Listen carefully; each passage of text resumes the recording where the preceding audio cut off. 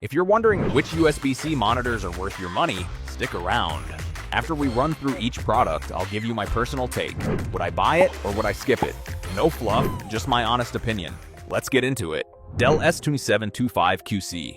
This thing is the ultimate budget flex, giving you a crisp 4000 resolution at 120 Hz that actually charges your laptop with 65 watts of power so you can stop living in a cable-infested nightmare. It looks great, but don't try to play competitive shooters on it because the motion handling is slower than my grandmother trying to use an iPad. Would I buy it?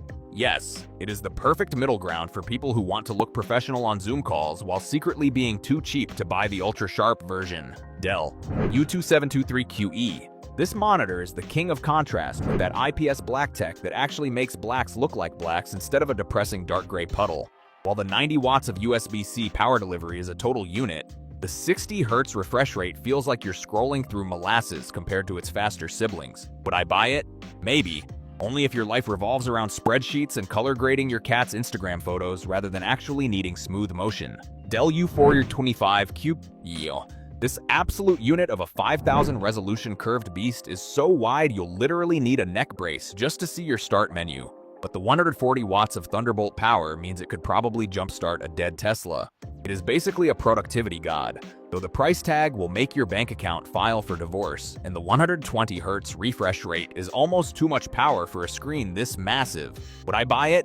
Yes, because I have no self-control, and I need enough screen real estate to watch 4 different streams while pretending to work. Asus ROG Strix XG27JCG. This monitor is basically a caffeine addiction in physical form, rocking a disgusting 160 Hz refresh rate that makes every other screen on this list look like a slideshow. It has USB-C connectivity for your modern gear, but the contrast is pretty mid and the gamer aesthetic makes it look like it was designed by a teenager who just discovered RGB for the first time. Would I buy it? No. Because unless you are Sweatlord gaming 24/7, the Dell options offer way more utility for a desk that doesn't look like a spaceship cockpit. BenQ Mobius X321UX. This beast brings 1152 local dimming zones to the party so your HDR content actually pops harder than a bag of popcorn in a microwave. It handles 144 Hz like a champ and includes a remote so you don't have to reach over your desk like a peasant, but the 65-watt USB-C charging is honestly a bit disrespectful for a monitor this expensive. Would I buy it? Yes, it is the final boss of monitors if you want the best of both worlds, even if BenQ decided to be stingy with the power delivery. Asus ProArt Display PA329CV.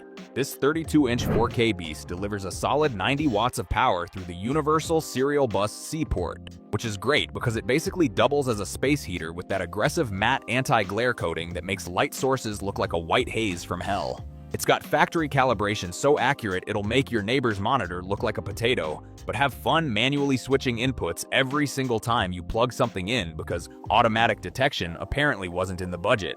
Would I buy it? Yes, because 90 watts of charging and a free desk clamp mean I can finally stop living in a nest of tangled cables. LG 34WK95U. This ultra-wide beauty gives you a 5K 2K resolution that is wider than my appetite at a buffet, though the 85 watts of power delivery is just a tiny bit stingy compared to the newer kids on the block. The image quality from the nano and plane switching panel is straight up gorgeous, but some units have more backlight bleed than a cheap horror movie, and don't even get me started on the fact that only the Universal Serial Bus C port actually supports the full resolution. Would I buy it? Maybe, if I'm feeling productive enough to actually use 33% more screen real estate and rich enough to ignore the potential quality control lottery. Asus ProArt Display PA27JCV. We are stepping up to 5K resolution on a 27-inch panel, which is like packing a whole theater into a shoebox. And it even pumps out 96 watts of juice to keep your laptop from dying while you obsess over pixels.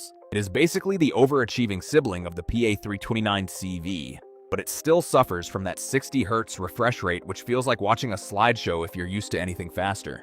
Would I buy it? Yes, because 218 pixels per inch is so sharp I might actually be able to see my own failures in high definition. Samsung M90SF. This smart monitor thinks it is a television and comes with a remote and a 12-megapixel webcam that's probably higher quality than my actual eyesight, all while pushing 90 watts through the Universal Serial Bus C port. The organic light-emitting diode panel has contrast levels so deep they're practically bottomless, yet the Universal Serial Bus A ports are stuck in the Stone Age with 2.0 speeds that make data transfers feel like they're moving through molasses. Would I buy it? No, because I want a monitor for work, not a needy television that requires its own remote just to change the damn brightness. Dell Ultra Sharp U4924DW. This 49-inch super ultra wide is so big you'll need a neck brace just to see the clock, but it's a productivity god with a built-in hub that delivers 90 watts and even has an Ethernet port. It uses in-plane switching black technology for better contrast than your average office screen, but the 60 Hz limit and massive price tag will make your wallet scream louder than a banshee. Would I buy it? Yes, because replacing two monitors with one giant curved slab of glass makes me feel like I'm piloting a spaceship, even if I'm just looking at spreadsheets. LG 27MD5KLB. This panel is basically the OG king of Mac displays with 5120 by 2880 pixels, but the build quality feels like LG found the cheapest plastic in the bin, and the speakers sound like they are underwater. You get 3 downstream universal serial bus Type-C ports and a 94-watt power delivery, though it is so old now that it literally does not even have a power button, which is just straight up lazy. Would I buy it? Maybe, but only if you find it at a thrift store because the Apple version is prettier and this thing has the aesthetics of a 2010 office cubicle.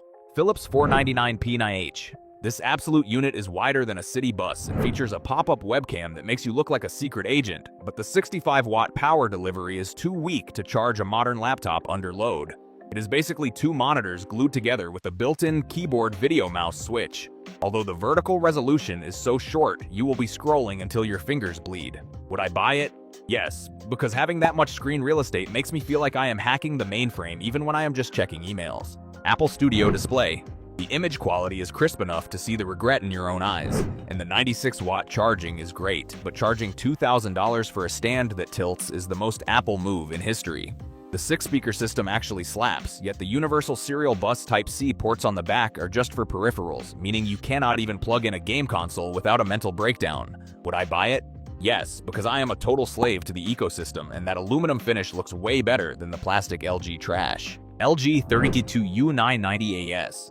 This is the world's first 6:144 by 3456 resolution monitor with Thunderbolt 5, making it a total beast for bandwidth.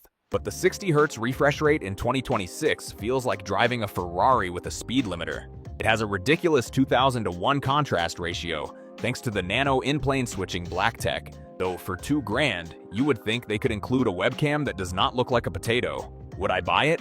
No, because while 6K is cool, I would rather keep my kidney than pay $2,000 for a glorified office screen. ViewSonic VP2788 5K. This 5K display is the budget-friendly alternative to the Apple tax, giving you Thunderbolt 4 and 100-watt power delivery while maintaining 218 pixels per inch. It has great color accuracy for pros, but the external power brick is the size of a literal toaster, and the 5-watt speakers are basically useless for anything other than system pings. Would I buy it? Yes, because it offers the same retina sharpness as the Studio display for way less cash, and I actually like having money left for food. LG 45 GX95Z AB. This absolute unit of a 5200 by 2160 pixel OLED is wider than my last 3 relationships combined and features a dual mode that lets you swap between 165 Hz for work and a sweaty 330 Hz for gaming. While the 90-watt universal serial bus Type-C charging is clutch for your laptop, the extreme curve might actually make your straight lines look like they have scoliosis. Would I buy it?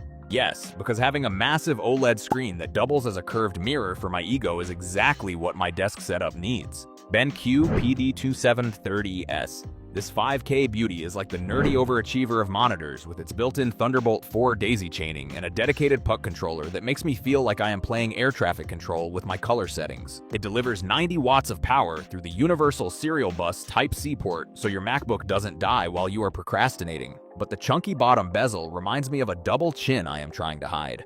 Would I buy it? Maybe, because while the colors are more accurate than my life choices, paying over $1,000 for a 27-inch screen feels like buying a very expensive window. Apple Pro Display XDR. This 6K masterpiece has enough brightness to melt your retinas at 1600 nits and looks so premium it makes my entire office feel like a dumpster fire by comparison. It only has 3 downstream universal serial bus Type-C ports and charges at 96 watts. But charging an extra grand for a literal metal stand is the biggest flex in tech history. Would I buy it? No. because unless I suddenly become a billionaire or start laundering money, I cannot justify spending $5,000 on a screen that doesn't even come with a way to hold itself up. Samsung Viewfinity S9. This matte 5K display is basically the Samsung version of the Apple Studio display, but with a free webcam that actually follows your face and a matte finish that kills reflections better than my therapist kills my mood. It packs Thunderbolt 4 with 90 watts of power delivery, but the menus are so slow and clunky they make a 90-year-old on a dial-up connection look like a speed demon. Would I buy it? Yes, because it gives me that sweet 5K resolution and a bunch of universal serial bus Type-C ports for way less money than the Apple tax requires. Thanks for watching. I hope this video helped you pick the USB-C monitors for you. If you have any questions, drop a comment below. Links to all of these products mentioned in this video will be in the description.